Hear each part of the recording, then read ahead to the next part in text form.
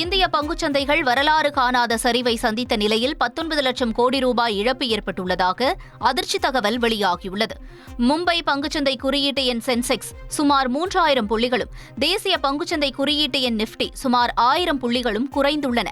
அமெரிக்காவின் வரி விதிப்புகள் காரணமாக ஆசியா உட்பட சர்வதேச சந்தையில் பங்குச்சந்தைகள் சரிவை சந்தித்துள்ள நிலையில் அதன் தாக்கம் இந்திய பங்குச்சந்தைகளிலும் எதிரொலித்தது. இதனால் முதலீட்டாளர்கள் கலக்கமடைந்துள்ளனர்.